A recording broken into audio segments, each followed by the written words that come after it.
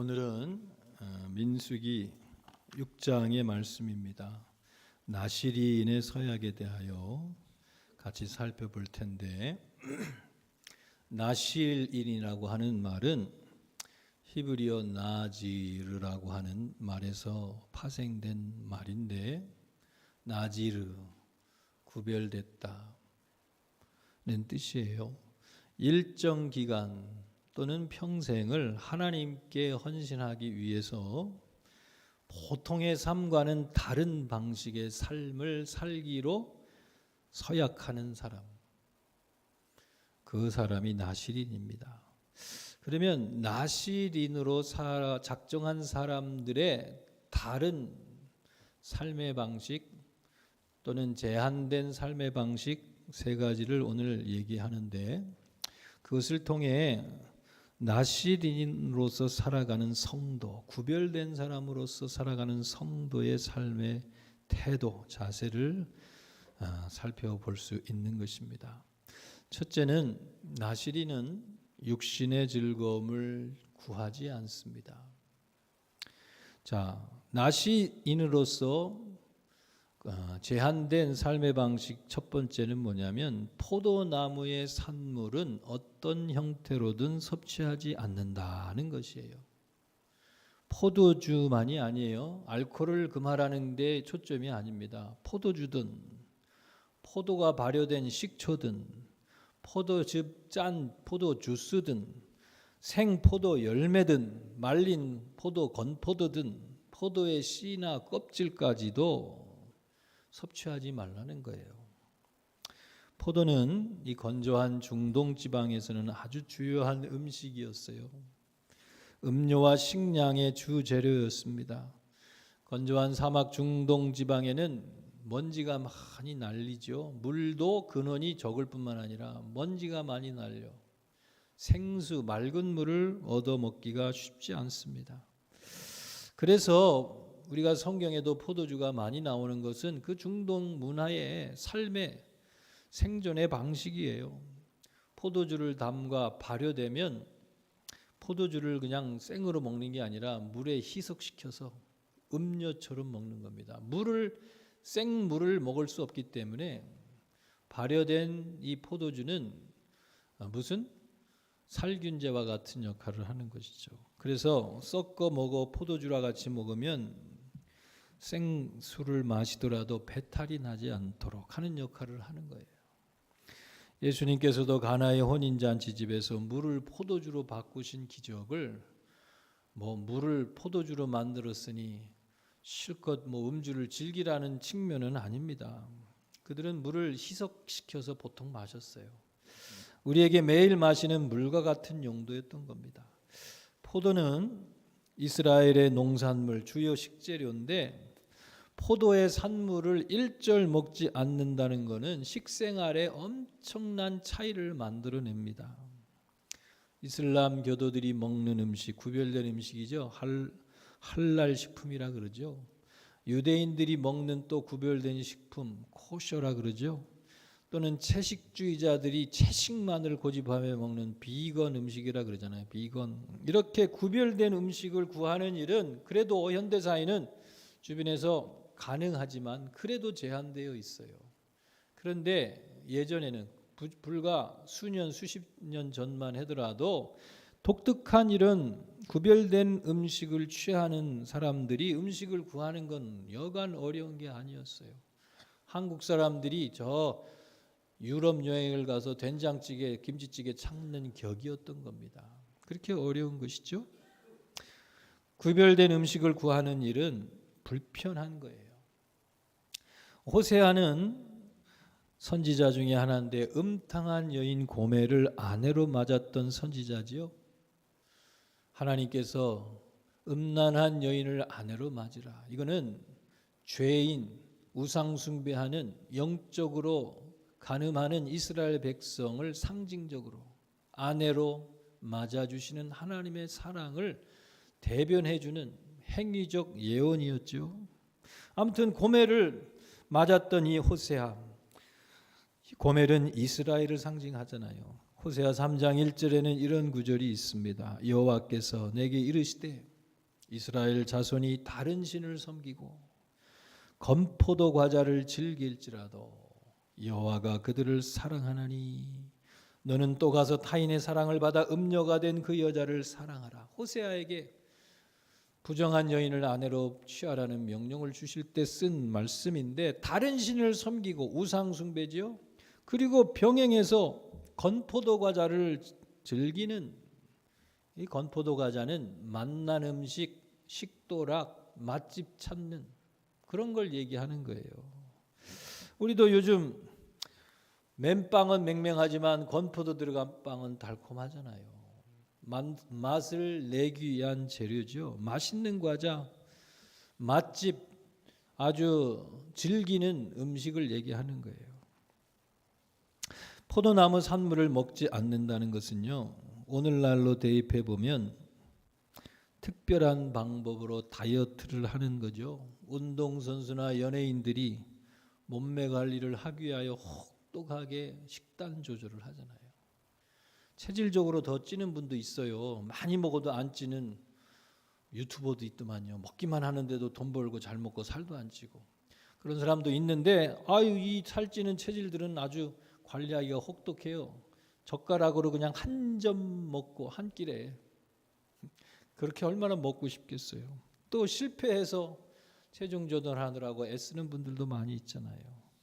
자, 그러면 음식을 조절하는 것은 쉽지 않잖아요. 참 불편하고 신경 쓰이는 일입니다.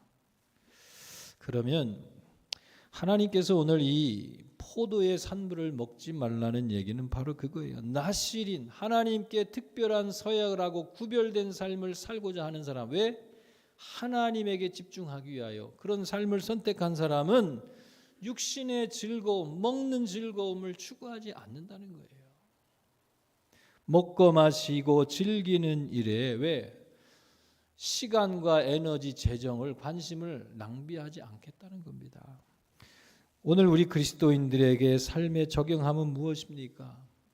하나님을 믿고 그리스도를 따르는 그리스도인들은 이 나실인과 같은 거예요.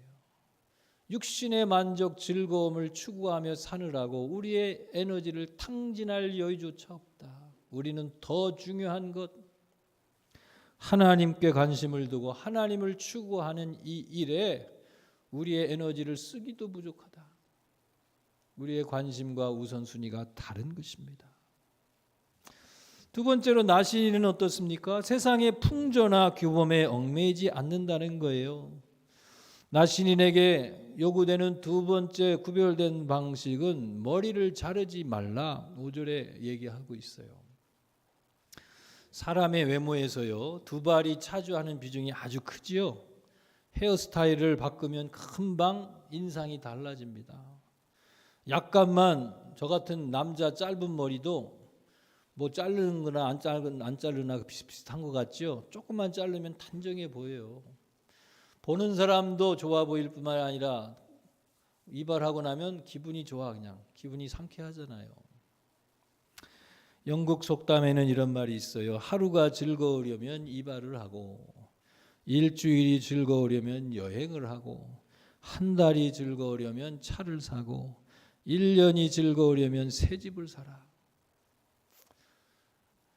아니, 새 집을 샀는데 고작 1년이 즐거우면 효력이 떨어져요. 차를 샀는데 그저 한 달 만족하다가 또 불만족이 생긴다는 거예요. 여행을 하면 그저 며칠은 즐겁지만 오래 하면 고돼요. 피곤해요. 이발을 하면 상쾌하고 기분 좋지만 하루 이틀 지나면 또 머리가 뻗었네, 여기는 안 잘랐네, 불만족이 생기는데, 아무튼 세상이 주는 만족은 그렇게 오래가지 않습니다. 반대의 의미를 우리에게도 주지만 또 다른 의미로는 뭐예요? 우리가 일상을, 이런 삶의 작은 변화들을 통해 우리의 삶을 유쾌하고 즐겁게 만들지요. 그러니까 우리가 소비하잖아요. 자, 그래서 뭐예요? 우리가 머리를 단장하면 기분이 좋아, 행복해, 즐거워요, 유쾌해요. 우리의 취미, 흥미를 즐겁게 해주는 수단이 될 수 있는 거죠. 또 시대에 따라서요, 지역에 따라서 이 머리 스타일은요, 그 사회 문화의 코드를 반영합니다. 예전에 한국 사람들은 어떻게 해요? 상투를 틀었고요. 여자들은 안 자르고 머리를 길러 틀어서 비녀를 꽂았습니다. 요즘은 장발, 남성들도 장발도 하는 게 유행이지만 예전에 머리를 기르면 다 그거 뭐예요? 머슴들, 머리 관리할 틈도 없는 사람들은 뭐 자르고 자시고 관리할 틈이 없어요. 그냥 둘둘둘 말아. 이건 머슴들이에요.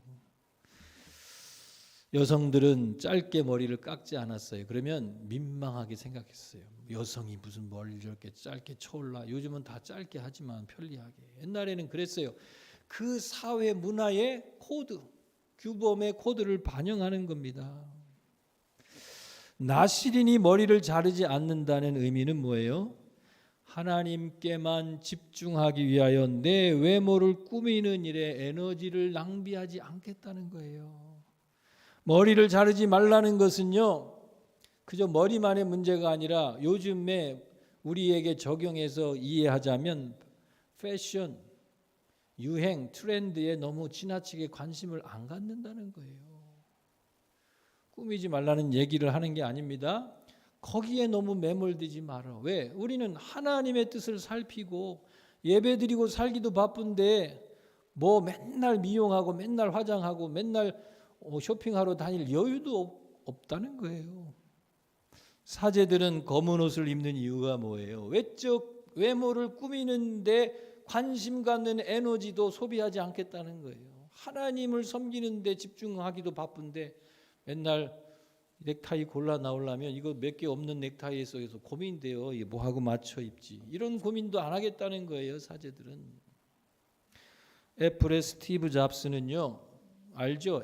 돌아가셨잖아요. 애플의 스티브 잡스는 옷 골라 입는 것도 귀찮아서 그것도 그 시간도 아까워서 어떻게 해요? 맨날 청바지에 검은 티, 폴라티잖아요. 목까지 오는 티 맨날 똑같은 거 입으려고요. 그게 아주 그분의 전형적인 복장이 됐잖아요. 자신의 기업의 가치를 실현하는 일에 세상을 변화시키는 일에 즐거워서요. 그렇게 한 최고 회사의 CEO인데도 옷 뭐 더 멋진 옷 입을 여유가 없어. 흥미가 안 생겨. 왜? 자기가 애플이라는 회사를 통해서 세상을 변화시키는 그게 너무 흥미진진해서. 그런데 하나님의 사람들이 하나님께 집중하기 위하여 삶을 절제하는 것은요, 마땅한 일이죠. 머리를 자르지 않겠다는 것은요, 또 다른 의미가 뭐예요? 첫 번째는 트렌드, 유행에 민감할 여유도 없다 그랬는데, 두 번째는 세상 규범, 머리는 규범을 반영한다 그랬지요. 규범에 매이지 않는 삶을 말해주는 겁니다. 웨일즈 출신의 위대한 중보 기도자였던 리즈 하월즈는요, 1870년대에서부터 태어나 1950년에 돌아가신 그런 분, 그 시대에 살았던 분인데, 그는 어릴 때부터 주일학교를 다니고 모범 어린이고 착한 어린이였어요. 목사님이 우리 하월 리즈 같은 사람은 뭐 보증한다고 할 만큼 착한 모범적인 교회 소년이고 청년이었죠. 그런데 어느 날 그의 사촌이 너는 구원의 확신이 있느냐? 쉽게 얘기하면 요즘 전도하는 분들이 묻는 것처럼 오늘이라도 이 세상을 떠난다면 천국에 들어갈 확신이 있습니까? 묻는 거랑 똑같아요. 대답할 수가 없었다는 거예요. 그는 장티푸스에 걸려서 죽을 위기를 당하자 하나님 앞에 회개를 하게 되어 일찍부터 비즈니스 하는데 재능이 있어서 웨일즈에서 미국까지 건너가며 사업을 벌였던 사람인데 그게 죄는 아니지요. 그런데 돈 버는 데만 열심을 내고 흥미를 느끼며 살아갔던 것을 회개하고 하나님이 살려주시면 주님을 위해 살겠습니다. 소원하면서 회개하고 기도했습니다. 어쨌든 죽지 않고 살았고요. 그 후에 어떤 영적 집회들 참여하면서요. 구원의 확신을 얻게 됐어요. 어떤 성경 교사를 통해 말씀을 듣는 중에 또 기도회를 하는 중에 성령의 역사하심을 경험하게 됐어요. 그 후로는요. 오직 하나님께만 의지하면서 살아가는 법을 실천하며 살기로 작정했는데 하나님께서는요, 그를 훈련하시기 위해서요, 너는 얼마 동안 모자를 벗고 다녀라. 영국 신사라는 말이 있잖아요. 영국에서는 정장을 입으면 중절모 딱 모자를 써야 이게 정장이에요. 정장. 모자까지 써야. 우리나라에도 의관을 정제한다. 도포를 딱 겉에 두루마기죠. 두루마기를 딱 입고 그 다음에 어떻게 해요? 관 갓까지 딱 써야 정장이 되는 거예요. 외출할 때 품위 있는 양반들은 두루마기를 입고 갓까지 딱 써야 의관을 정제한다는 거예요. 그게 점잖은 사람 양반 선비들의 복장 정장입니다. 그런데 갓을 쓰지 않고 상투죄로 외출한 건 상종할 인간이 못돼. 어떻게 저런 망나니 같이 하고 다녀? 이런 소리를 듣는 겁니다. 그런데 하나님께서 그에게 모자를 벗고 다녀. 왜? 하나님 앞에 모자를 쓰고 와도 어떻게 해요? 예배 드릴 때는 모자를 딱 벗어서 내려놓거든요. 기도할 때는 모자를 벗은 머리를 숙여 기도하거든요. 하나님 앞에 늘 하나님 앞에 기도하는 삶, 하나님 앞에 기도하는 삶을 산다는 그 서약 그대로 너는 모자를 벗고 다녀라. 6개월 동안을요 모자를 벗고 다녔대요. 사람들이 수근거리고 비난하고 뭐 저런 사람이 있어. 그 당시 풍속에 벗어나는 일이죠. 그런데 하월지가 하나님 말씀을 묵상하는 가운데 오늘 우리가 다루는 민수기 6장을 묵상하는데 하나님께서 그의 마음에 말씀을 주시는 거예요. 나실인처럼 너도 수염과 머리를 자르지 말고 지내라. 깜짝 놀랄 일이죠. 모자를 벗고 사는 것만도 충분한데 수염도 깎지 말고 머리를 기르고 살으라니 영국 사회 품위 있는 신사에게는 말도 안 되는 일인 거예요. 그의 고백으로는요 정말 죽고 싶을 만큼 죽는 게 낫다고 생각할 만큼 끔찍한 일이었다는 거예요. 그런데도 하나님은 그걸 요구하시는 거예요.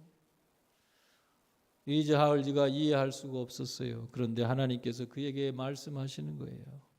내가 세상에 대하여 죽었다고 하면서 어떻게 세상 사람들의 그 눈총이죠. 세상이 그렇게 신경 쓰일 수가 있느냐? 이 음성을 하나님이 그에게 주시는 거예요. 네가 그리스도와 함께 십자가에 달려 세상에 대하여 죽었다고 말하면서 너는 세상 사람들의 그런 평가, 세상 사람들의 수군거림이 그렇게 신경 쓰이느냐는 거예요. 그래서 사람들의 시선을 의식하지 않는 수준이 될 때까지 그런 태도가 하나님보다도 사람들이 더 신경 쓰이는 태도가 해결될 때까지 그렇게 하고 지내라는 거예요. 하나님의 말씀이에요. 그는 그렇게 살았다는 거예요. 또 몇 달을. 그 얼마나 세상 사람들이 볼 때는 반미치광이로 보는 거예요. 그런 순종의 훈련, 하나님께 집중하는 훈련을 통해서요 하나님께서 그의 기도를 응답하시는 기도 응답의 사람이 됐어요. 수많은 간증이 그의 삶에 나오는 것입니다. 하나님의 사람들은요 하나님을 신경 쓰지 사람들을 신경 쓸 여유, 시간도 없어요. 이유가 없어요. 우리는 세상의 기준에 얽매이느라고 우리의 에너지를 낭비할 필요가 없어요. 왜? 하나님이 기뻐하시는 일을 하기도 바쁜데 사람 신경 써요. 그거 살리고 죽이는 문제도 아닌 걸 가지고 체면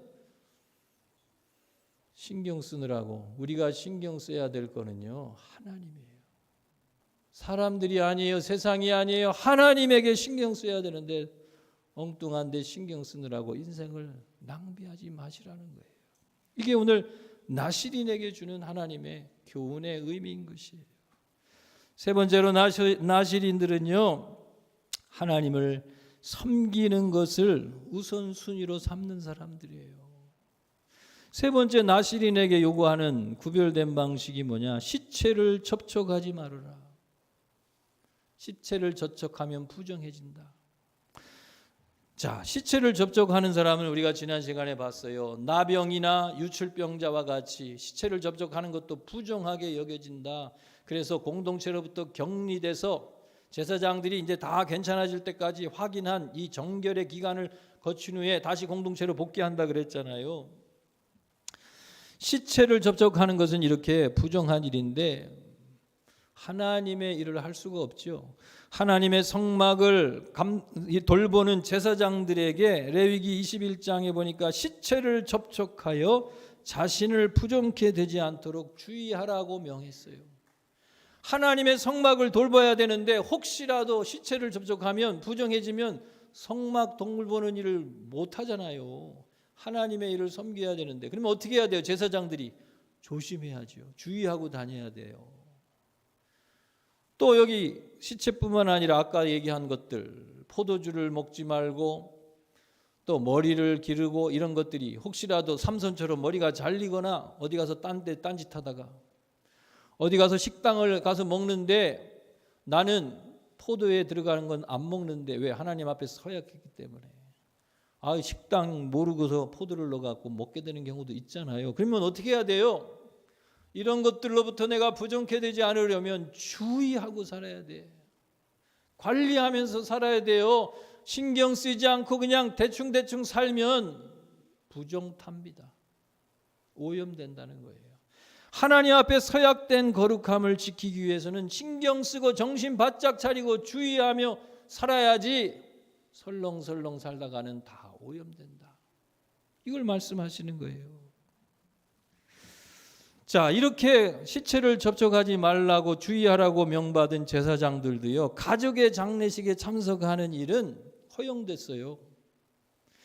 제사장들이 가족들이 부모나 형제가 돌아갈 때는 제사장의 업무를 쉽게 얘기하면 휴가를 준 거죠. 휴가. 그리고 잘 돌보고 와서 다시 복귀하도록. 물론 정결의 기간을 거쳐야 되지만 그런데 나실인으로 서약한 사람들은요, 가족의 장례식에 참석했다고 해서요, 휴가를 허락받지 못해요. 나실인은 하나님과 이 기간을 하나님만을 위한 시간으로 작정한 사람이에요. 그런데 그거를 방해하고 중단시킬 어떤 이유도 없다는 거예요. 하나님 앞에 구별된 게 최우선의 순위가 되어야 된다는 거예요. 그런데 혹 원치 않아도 죽음에 접촉할 수 있잖아요. 원치 않아도 아까처럼 혹 금기된 음식을 먹을 수 있잖아요. 그러면 어떻게 돼요? 여태까지 구별하여 헌신했던 모든 게 다 무효가 됩니다. 그러니 한번 생각해 보세요. 내가 40일 동안 금식 기도하며 하나님께 기도하고 하나님만을 찾겠습니다. 그리고 기도에 30일째가 됐는데 어떻게 하다가 물 한 그릇 먹으려고 그랬는데 그게 말이야 어떤 주스가 혼합이 됐단 말이에요. 포도 주스가 혼합이 된 걸 모르고요. 먹었으면 어떻게 해야 될 거예요? 30일째 그날만 무효, 하루만 더 하면 되는 게 아니라 여태까지 한 30일 금식 다 무효가 돼요. 무효. 40일을 하나님 앞에 작정해서 기도하기로 작정했다면 다시 40일을 해야 돼요. 여태까지 30일 동안 한 건 다 무효가 됩니다. 물론 그것도 정결의 기간을 통해 속죄소, 속건제, 제물을 드리고 다 정결의 기간을 갖춘 후에 머리도 싹 밀어요. 삭발한 후에 그리고 다시 40일을 시작해야 돼요. 그러니 그러고 싶겠어요? 30일 굴러먹는데 다시 처음부터 40일 굶고 싶겠어요? 말하자면 작정했다면 끔찍한 일이죠. 그러니까 그런 일이 발생하지 않도록 얼마나 주의해. 그러려면 어떻게 해야 돼요? 함부로 다니지도 말고 격리된 곳에서 하나님께만 집중하고 시간을 지내야지 괜히 어슬렁 거리다가는 부정타면 여태까지 했던 모든 구별된 시간은 다 무효가 된다. 이게 바로 오늘 그리스도인 하나님의 제자로 부름받은 사람들의 삶의 우선순위에 대하여 말씀해 주시는 거예요.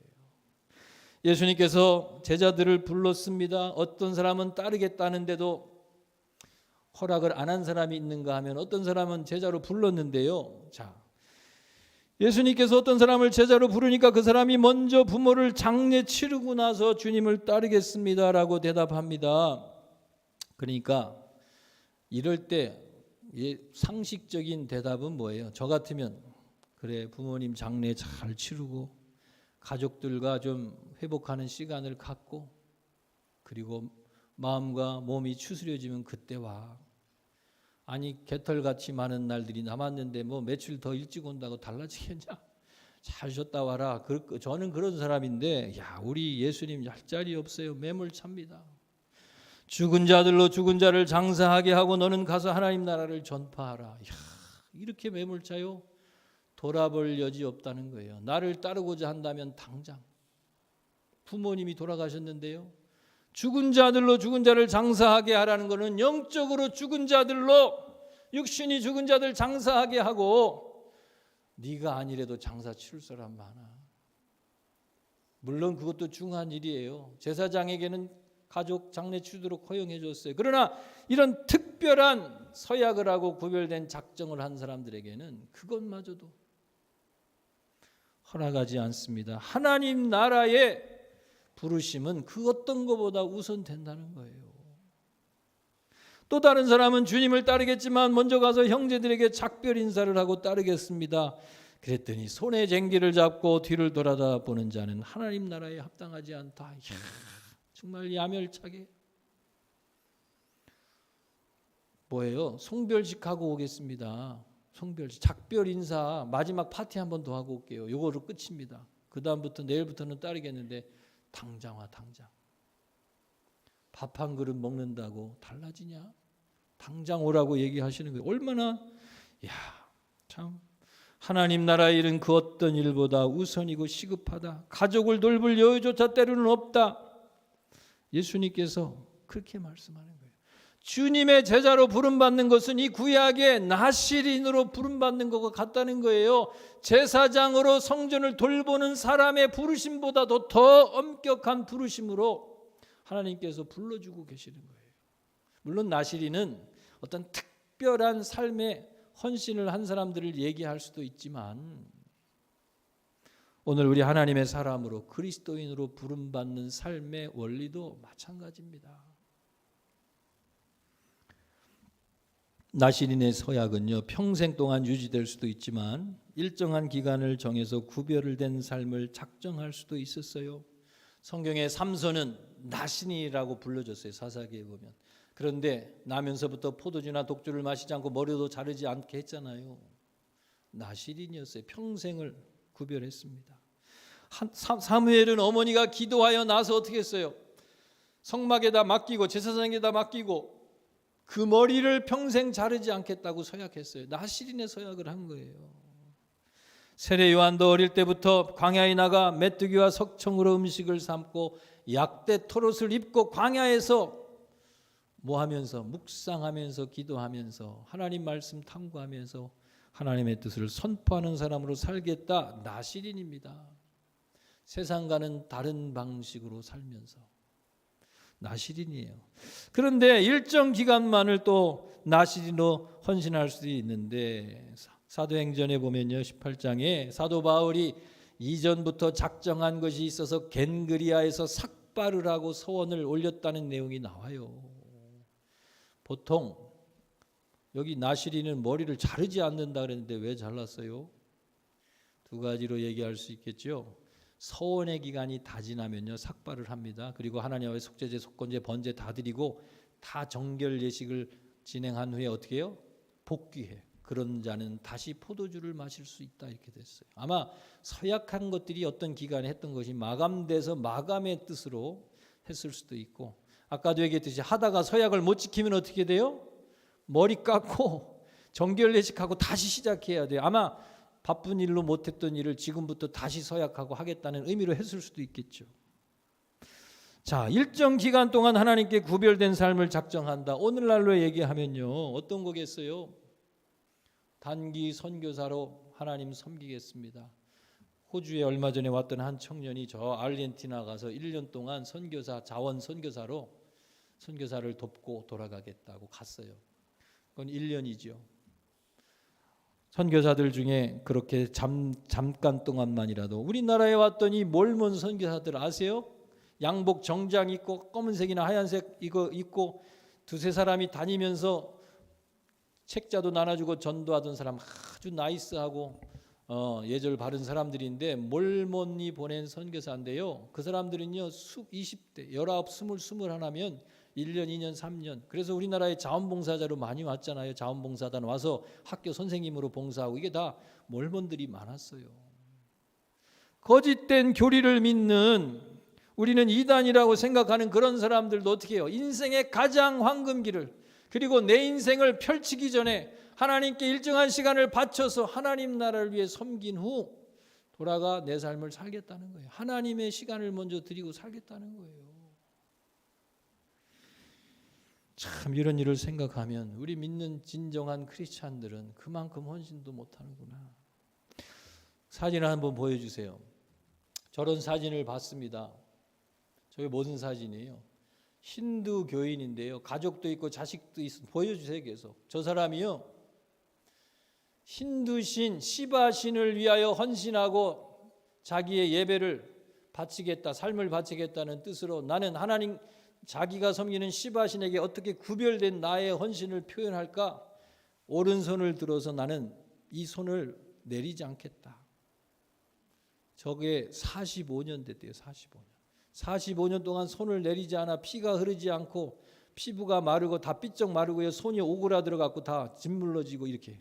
그런데 45년 동안 저렇게 시바신에게 자신의 삶을 바치는 서약의 표시로 안 내리겠대요. 얼마나 팔이 저리고 고통스러웠겠어요. 그런데 45년을. 왜 이 얘기를 합니까? 우리는 거짓된 우상이라고 말도 안 되는 신들을 믿는 저 사람들도 그 신에게 저렇게 자기 몸이 장애가 되면서까지도 삶을 바치는 서약을 하는데 우리 그리스도인들, 참 하나님을 섬기는 그리스도인들이 세상과 구별된 거룩한 삶을 작정하며 살아가는 것이 당연한 일이죠. 손은 들지 않아도 돼요. 그러나 내 마음을 구별하여 하나님의 뜻을 따라 구별된 삶을 세상과는 다른 방식의 그리스도인으로서의 구별된다는 삶을 살아가는 게 숨길 일이에요? 감출 일이에요? 부끄러운 일이에요? 다 왜 손을 들어요? 사람들이 다 자기를 보라고. 우리는 그리스도인으로서 우리의 거룩한 삶을 통해서 하나님을 섬기는 자임을 부끄러움이 없이 드러내야 할 것입니다. 오늘의 말씀을 마무리합니다. 그리스도인들은 하나님께 삶을 집중하기 위해 자신의 삶을 스스로 제한하는 나실인들입니다. 나실인의 소원을 이행한다는 것은요, 세상의 즐거움을 마다하고 왜? 하나님께 집중하기 위하여. 우리는 절제하며 살아가는 자들이에요. 세상의 풍조나 규범에 얽매이지 않고 왜? 사람들에게 신경 쓰는 게 아니라 하나님께 신경 쓰기 위하여 오직 하나님의 뜻대로 사는 것을 다른 어떤 일보다도 최우선의 순위로 삼고 살아가고자 하는 거예요. 그게 우리가 우리의 주인이시고 우리를 구원하신 주님께 우리의 삶을 드리고자 우리의 삶을 구별하는 성도의 삶의 방식인 거예요. 오늘도 부끄러움이 없이 주님께 우리의 구별된 삶을 서약하고 작정하여 드리기를 힘쓰시고 감당해내는 우리 모두가 되기를 축복합니다. 기도합니다. 하나님 아버지, 우리의 삶을 통해 우리가 하나님을 섬기는 자임을 드러나게 하시고 사람들의 평가 시선이 아니라 하나님의 시선을 의식하며 살아가는 자, 사람들에게 끌려다니는 자가 아니라 하나님의 뜻에 우선순위를 두고 살아가는 자, 인생의 재미와 즐거움도 다 내려놓고 주님을 사랑하는 그 마음, 그 감격이 더 커서 기꺼이 절제하고 포기하며 살아가기를 후회함이 없이 선택하는 성도의 삶을 감당케 하옵소서. 예수님의 이름으로 기도드립니다. 아멘. 다 같이 일어나시겠습니다.